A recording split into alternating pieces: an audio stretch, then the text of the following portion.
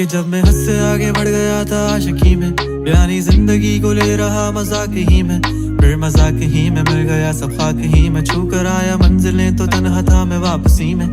जैसे फूल तोड़े होंगे तुमने झोली भर के, मैं वो फूल जो कि रह गया था शाख ही में।